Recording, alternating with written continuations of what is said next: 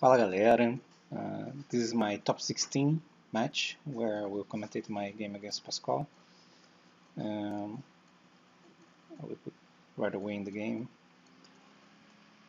It was a cool match. There was a lot of things that we can learn from this.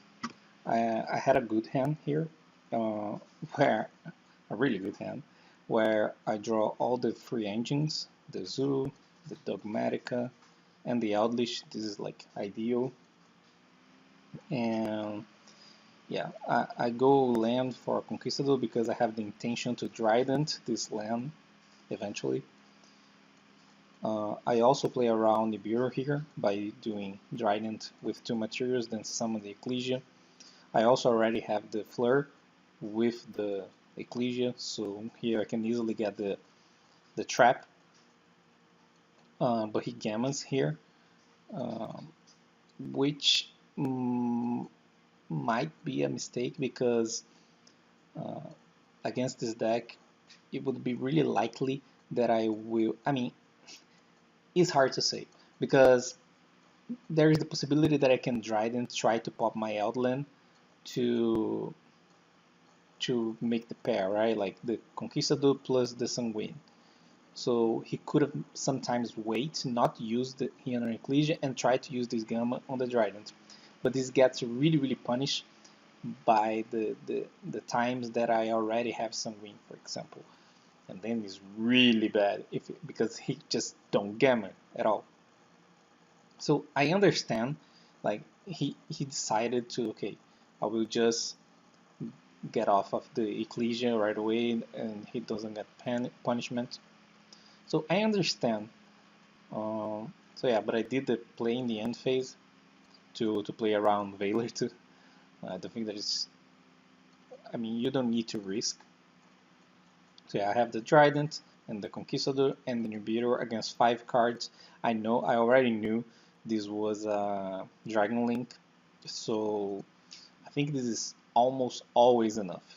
Uh, so it was enough that he didn't even try to combo because trying to like, and that was right on his end because trying to combo here is worse because he's going to lose cards to free cards. Like I'm going to Trident, it's free. The Trident effect is free, so that would be worse too. So his idea here was to just pass by setting one card. So here, this set card here is either a good and a bad play at the same time. Why this is a good play? Because this is 99% of the time impermanence. And his intention here was to try not to die, okay, not die this turn, and use this impermanence as a tool to interact with two of my interactions. So let's say I can't kill him here, which is a good thing for him to assume. And he can impermanence in his turn by using permanence on Trident, and at the same time he negates my Conquistador. So he 2 for 1 in tempo, right? By negating 2 cards at the same time. But what the problem is here? I, as a good player, I will notice this, that this is an impermanence. So the fact this type of play that he did, it worked most of the time, but doesn't work against everyone. The fact that I'm usually the type of person, and he I think maybe he should have known that pick up on this type of things would have made me realize that this was an impermanence. Like when he said this, like this instantly make the red light in my head. Okay, this is an impermanence, 100%. Because which card a Dragon Link sets in front of my own card? Like he proactively put this card in front of my own card. Like he could have been bluffing. This was a possibility, but the bluffing here doesn't change anything for me. So I can only work with the possibility of being an impermanence, right? So which card does that? That Dragon Links play? It's weird. It's almost nothing. It's almost always impermanence. And the fact that he set impermanence here says that he wants to try that because he could have passed with impermanence in hand. He can use impermanence from hand. So it was clear that that was his intention. So I kind of knew. And the fact that I knew make this play much worse. In his defense, I don't know if there was anything that he could do differently. Maybe in his position, the only win condition that he had was hoping that I didn't notice. Maybe that was, let us see the hand. So he had two Nibiru's, right? And tactical talents, tracer, yeah. So in his position, I think it was bad enough for him to try to hope that I didn't notice. And that's fair. But I'm just trying to point out, like, now that I saw his hand, I don't think it was a bad play because it is, in the vacuum, it is bad. Because he should have known that I wouldn't notice. But his situation was so bad that he had to hope that I didn't. Which is fair. Which is fair. And probably right. Okay? But I did notice. It was really bad for him. And not only I noticed that, as you guys can see, game turn 1, I play around Nibiru. And yeah, you guys can see there's two Nibiru's here. And yeah, I had a huge headlight in my hand. Okay, this is impermanence. Okay, so I used the Sanguine here, and now I had to think. Should I use the Conquistador here? And the answer is most likely yes, because even if I can't kill him now, this turn, I need to take this Conquistador in, like, not in front of this most likely impermanence. So I think I use the Conquistador because I have to not have this card in front of impermanence. So yeah, those are my cards. I drew, those are my cards. So here I have two options. One, I play this turn normally and on Trident, Nibiru, Valor, Conquistador. Probably enough, most of the time enough. Or I can try to kill him. Like, it's not difficult to kill him. Like, I have a Lord that can come back. I already have Trident. I can summon this Fleur de Lis, and I can link for things here. That's easy. Kill him here now. It's possible. But what's my losing condition? Like, this is a thing that I talk about a lot. Okay, I'm winning this game. This is like clear. How do I lose? How do I lose? How do I lose? I lose by getting Nibiru here. And I didn't test for Nibiru since I play around the game turn 1, right? So there is a play that at the same time plays around Nibiru and kill him and plays around impermanence because I have to put all those things in consideration. Like I can do one thing and forget about the other thing. I have to be consistent with my thoughts and my reads, right? Because I'm talking about all the cards that he could have had, but the only card that I do know he had was this Gamma. Like, I don't know about the impermanence, I don't know about the Nibiru, like, not for sure. But it was reds that I had. So, there is any play that can do all those things at the same time, play around the impermanence, play around the Nibiru, and kill him at the same time. That's the first thing that I had to notice. Like, now, I have to decide, okay, is this possible? And then I say yes or no.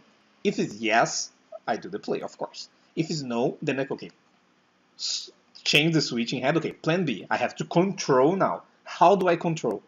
I have to force this impermanence. This impermanence can't stay on the board because it's going to be a card that's going to force Trident. So I want to have my Trident as an interaction, right? So this impermanence can't stay. So this is one. And I also still need to play around Nibiru.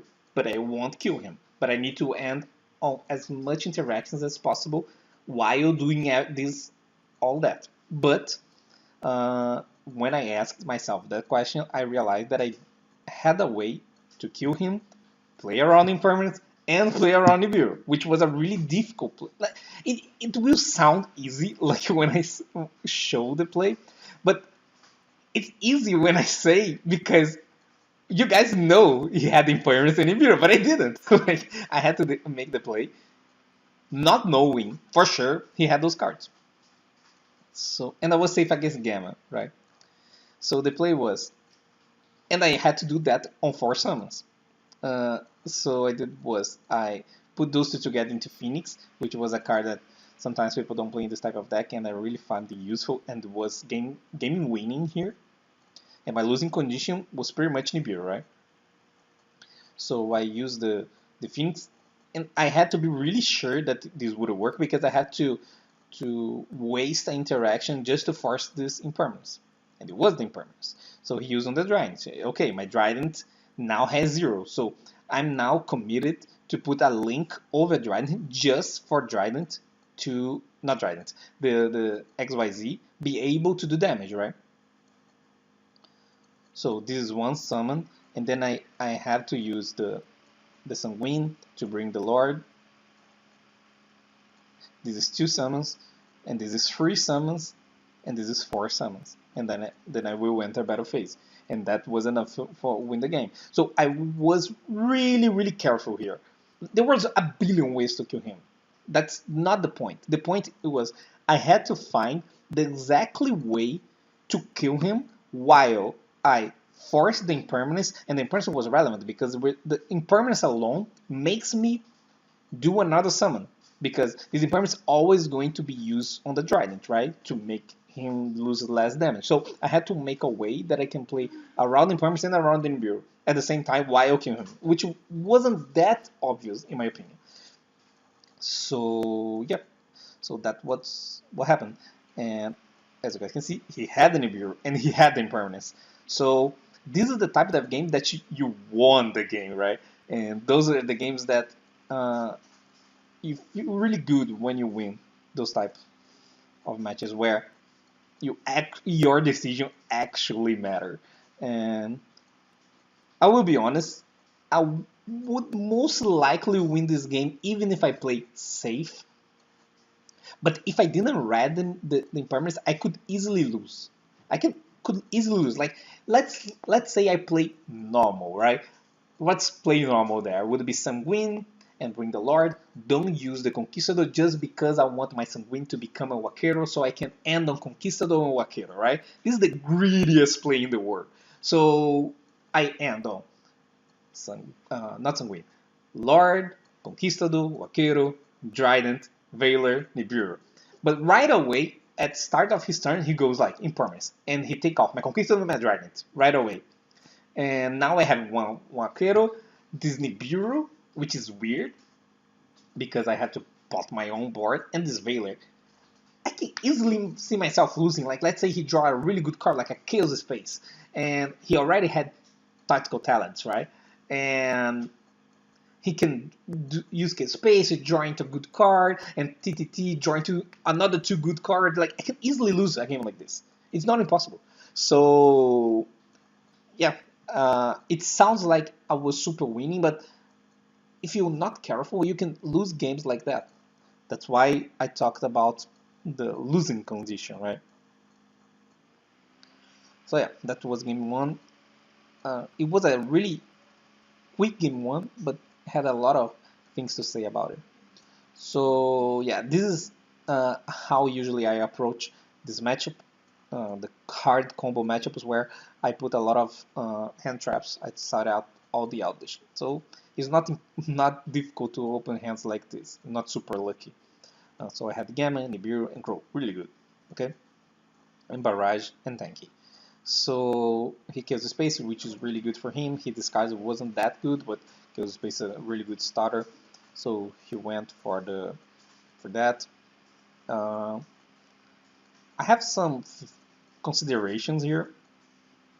Not yet, but where I'm going to use, like I'm going to put the Gamma and the Nibiru together, like let him commit everything, then use Gamma and Nibiru together. Should I use Crow and then Gamma and then Nibiru? Like there is way I could have Crow here to avoid a draw, for example. I decided the best possible way for me to win this game was to use Gamma and Nibiru together against the Herald, usually when he already used the Homulus and the LP and the, what's the name of the other, Fiber, all that. Uh, Usually my experience playing this matchup, in my perspective, the perspective that this deck would play, you really need to make them waste the extra deck. Use the Alp, use the Fiber, use the Romulus. Those cards are really important them to waste. The power of this deck lies here in the extra deck. Uh, the Even if they have a lot of monsters and cards to summon in the next turns, it is really different when they don't have the Fiber and the LP left.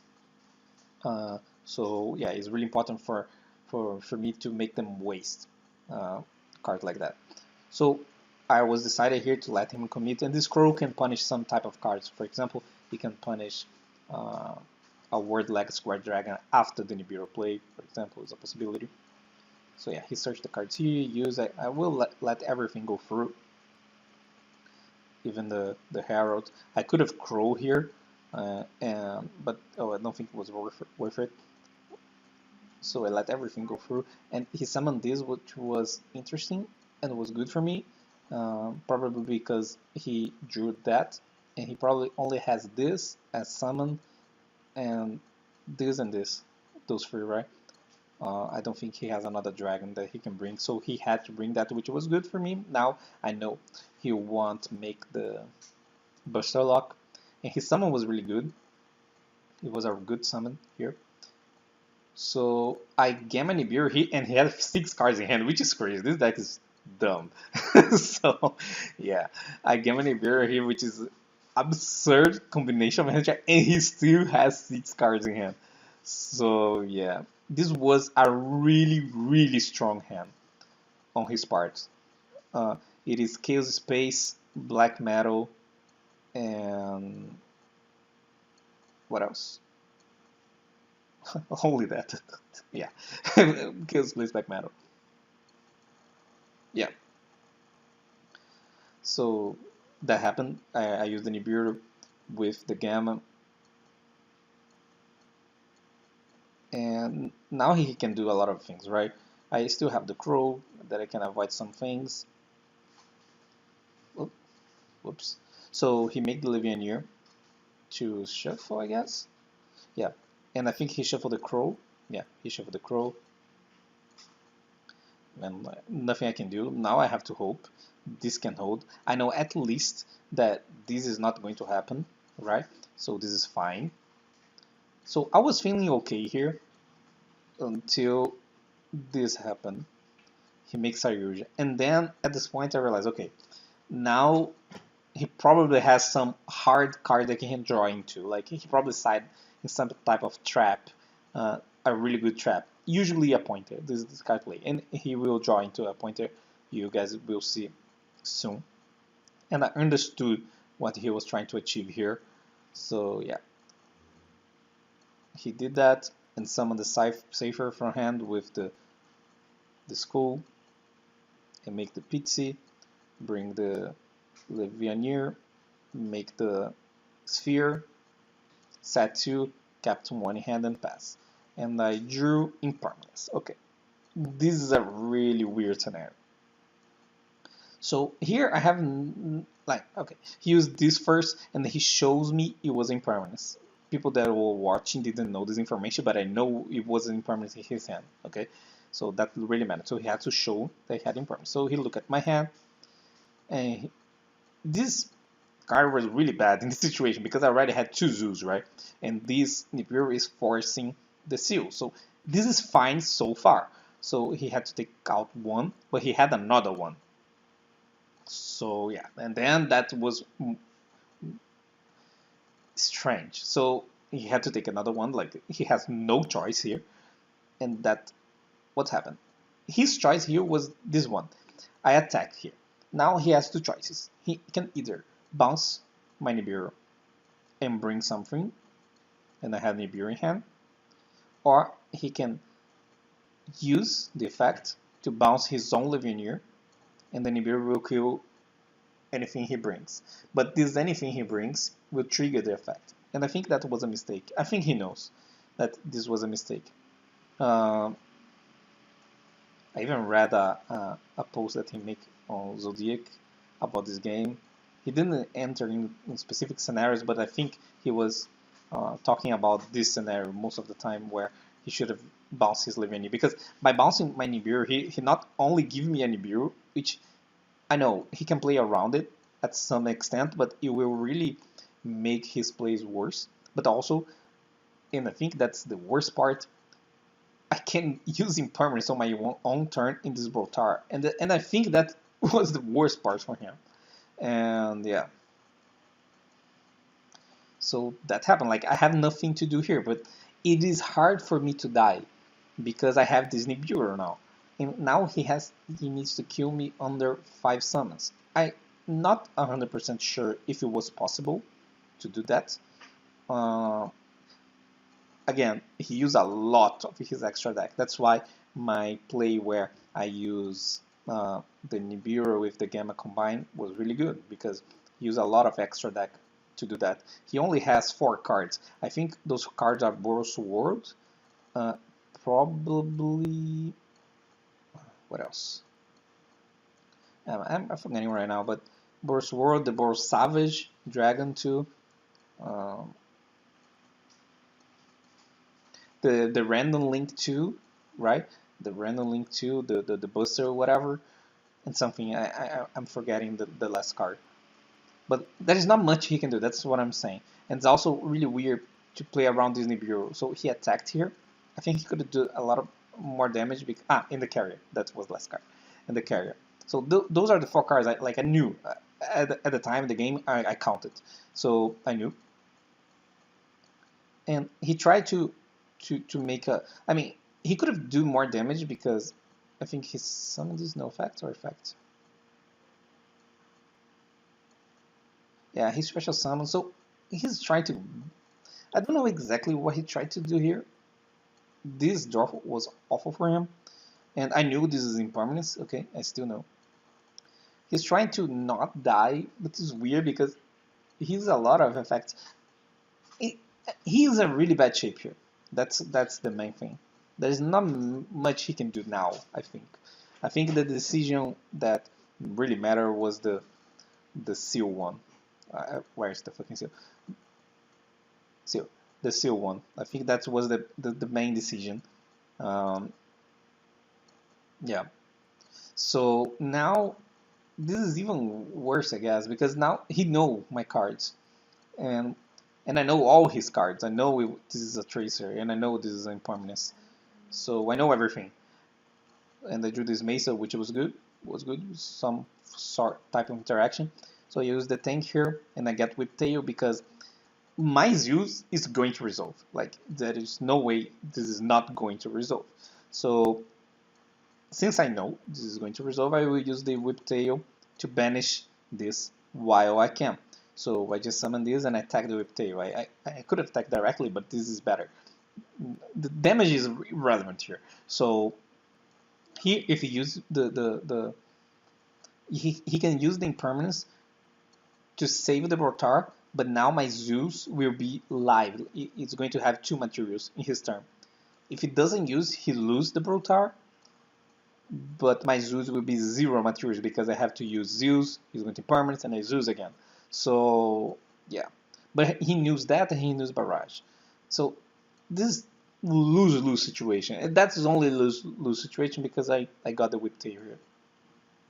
So yeah, he decided to let it banish, and then I don't have enough materials. That's what I'm saying. I don't have a lot of zoo cards in my extra deck, so I can make with 6, for example. So I use twice, kill everything, then I use barrage, and then on Trident. This was my last zoo that I can summon. And now I have the Nibiru, which he knows, and I have the Maester, which he doesn't know, but he has no effects in Grave. I know a Tracer in his hand, that's what I know, but I don't need to do anything against this Tracer. Like, he summons a Tracer, I say okay. There's nothing this Tracer is doing. I don't need to use Trident. Of course, he's going to chain. So I just say okay, and there's nothing he can do. Like he's going to pass. So I mean, I drew Nadir here, which speeds up uh, how the game ended. So yeah, he had defeated her, but it wouldn't matter. Like he had another pointer with no card, so it was that. I would have my play here. Just saying, would be Nadir send NTs to kill this and some Ecclesia, and then that was probably a game. If it wasn't a game, it would be like pretty much a game, since I will end on punishment, Trident, Zeus, Nibiru, Maester against 0 cards. So, like I said, the damage here didn't matter at all. It's just a number that sometimes many games of Yu-Gi-Oh are like that, where damage is just a random number that barely matters, and this is one of those. It was a good match. There was a lot of things that we have to take in consideration. Um, it wasn't easy, I think. There were other plays that he could have done instead of going for Saryuja. I think he could have made plays that involved Savage. I don't know if that would be better, to be honest. I wouldn't need to look at the game again. But yeah, sometimes it sounds like you're losing. I'm not super huge fan of this card. I had really bad experience with this card. And again, like, let's put like this. If you open 2 of this, look at your opponent hand, and you still lose, there's something weird about this card, right? You really need to capitalize on the tempo, because this is a tempo card, right? On the tempo and the knowledge that this card gives you. And he did get the tempo, I passed, and he did get the knowledge, he knew everything. But it wasn't enough. This card is, for me, is the definition of a win more. It's the card that put the nail in the coffin when you already had something. Like, let's say if he passes on like Savage, only Savage and Seal, for example. It's a big difference between Livianier Seal and Savage Seal. But let's say Savage Seal. Then Disappoint is really good, because now I'm being pressured by this Savage, but not in this situation. This situation he only knew, and he sets up me 1 turn. Uh, I had to take a back 1 turn, and this is not enough. And yeah, is usually the definition of win more in my eyes most of the time, because you already have to have something going on for that to be actually good. And in okay-ish hands, which was the case, the okay-ish type, it wasn't good enough.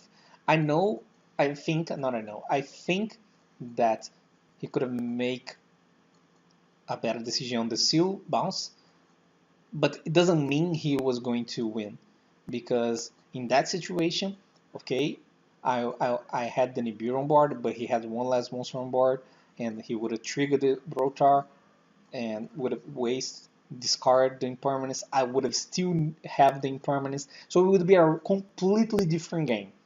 And I don't know if I would have lose. I don't think so. I don't think so. If I had to guess, I think I would have won anyway, because I think I wouldn't die with an Iburan impermanent set against whatever he searches with Brotar, which is probably Traces, since these are already gone, and the Levianil was already gone. It was on the board, so I think his search would probably be Tracer. For sure, he would have been in a better situation, but I don't think it would be enough to kill me. I don't think so. With impermanence Nibiru on the board, I think it's unlikely. With 1 less card on the board and I have the impermanence negation, I think the only way for me to die would be some type of uh, what's the name? Yeah, he would have been in a better position. That's for sure. So I don't know. I can't think exactly what he would do in, in the different play, because it would be a completely different game. Um, but it would be much better for him. But he would still need to either kill me, which I think is difficult, not impossible, but difficult. But I need needed to play around the tanky plus barrage next turn. So he wouldn't need to win. If it doesn't kill me, I think he loses. That's what I'm saying. Because if he ends on something like Savage, which he probably could, I had two ways, right? Like I could tanky, get the Trident Savage, he has negates, and then I make Zeus. So he wouldn't need to kill me over Nibiru plus Impermanence, which I don't know if he could. Maybe he can. I don't know. So yeah, that's it. I think that's the last game for this tournament. I want to know if you guys want me to do some DB match commentary. I know many people are doing that right now. DB Grind is doing it. I see other people doing that as well. I don't know. This is a saturated market for English commentary. I will do that in Portuguese because in Portuguese there's few people doing that, and I've been doing that for a long time. But in English, I think there's more people doing, more other YouTubers doing that, and I don't know. I don't know if you guys want to see another people doing the same thing. Uh, for me, it's fine doing that. I already did that for a long time, since the beginning of the year. So, especially for the people, uh, the English speakers viewers from the channel, I want to know if you guys are down to watch more of those type of videos, uh, because I know the Big Grinder are doing, a Sir and Manuel are doing, I think there are more people doing. So yeah, that's it. I hope you guys enjoy. I will play. I think I will play one more tournament this weekend, a European tournament, and probably will do the same type of content about my matches in this tournament. Okay, see you later. Bye.